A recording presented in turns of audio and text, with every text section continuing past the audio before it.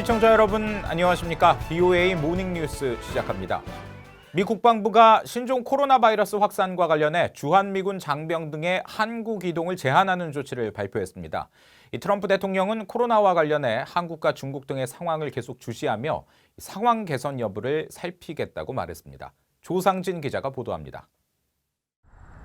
미국 국방부가 신종 코로나 바이러스가 확산되고 있는 한국으로 가는 미군 장병과 장병 가족 이동을 오는 13일부터 60일간 제한한다고 발표했습니다. 이에 따라 당분간 미군 본토 등의 미군 병력이 주한미군에 배치되거나 주한미군 병력의 타 지역 전보가 불가능해질 것으로 보입니다.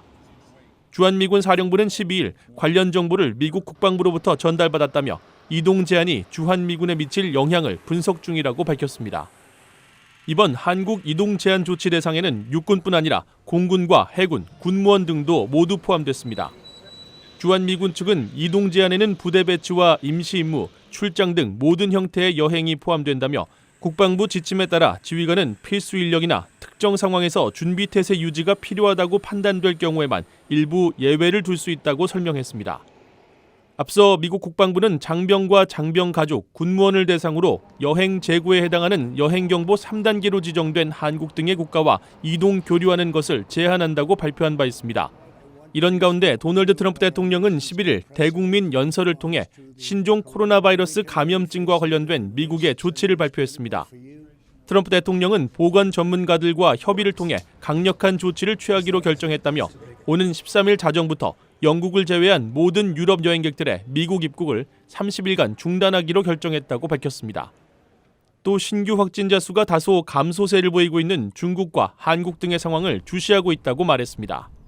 We are monitoring the situation in China and the South Korea, and as their situation improves, we will reevaluate the restrictions and warnings that are currently in place for a possible early opening.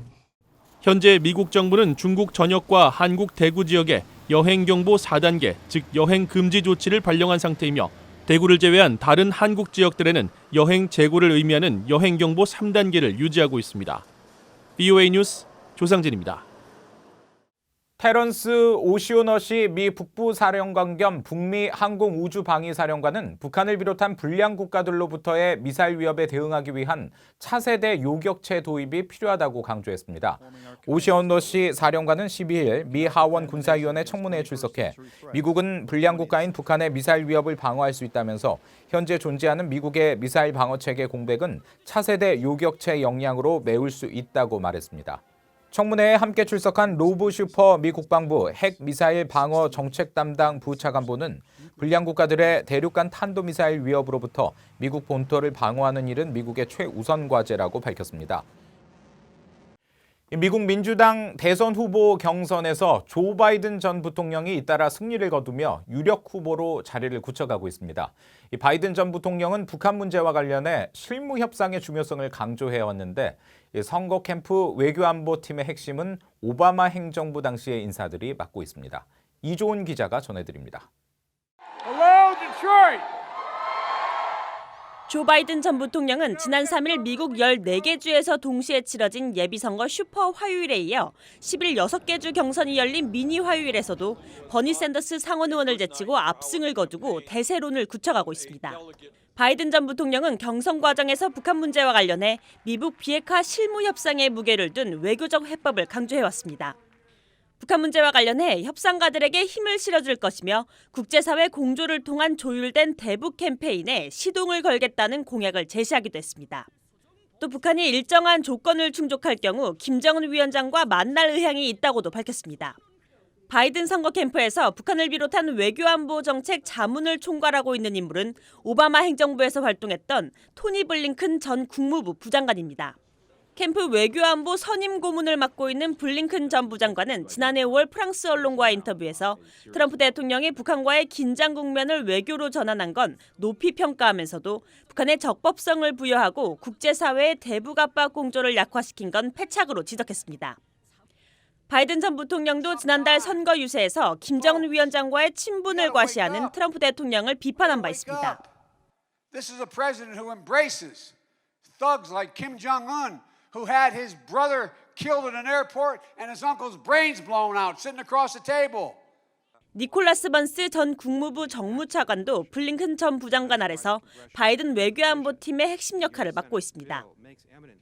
이란과의 핵 협상을 이끌었던 번스 전 차관은 지난 2월 VOA에 트럼프 행정부가 싱가포르 1차 정상회담 이후 대북 압박을 완화함으로써 비핵화 협상의 지렛대를 잃었다고 비판하기도 했습니다. 주한 미국 대사 출신으론 크리스토퍼 힐 전 국무부 동아태 차관보와 토마스 허바드 전 대사가 바이든 전 부통령에 대한 지지 의사를 밝혔습니다. VOA 뉴스 이존입니다.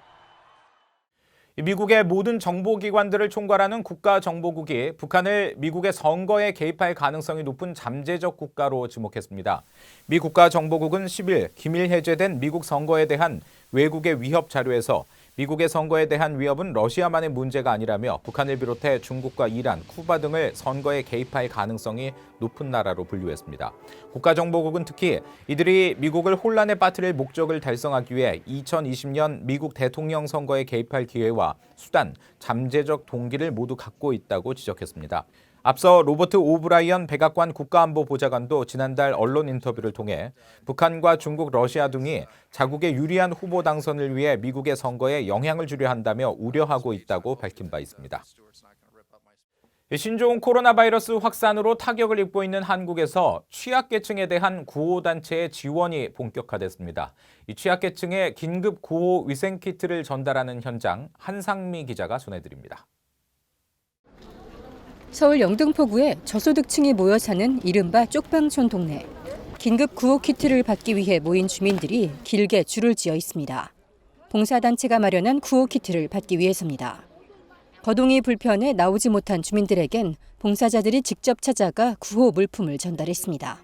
구호 키트엔 제품 구매에 큰 혼선을 빚고 있는 마스크와 손 세정제 등이 담겼습니다.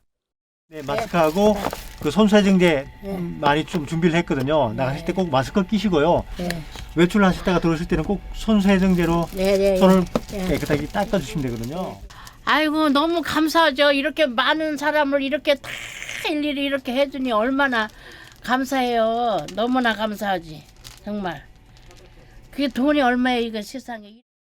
지난 11일 오후 한나절 동안 위생 구호 키트 450세트가 서울 영등포 쪽방촌 주민들에게 전달됐습니다. 경기도 파주에 위치한 전국재해구호협회 물류창고. 하루 1000세트의 위생 구호 키트가 만들어집니다.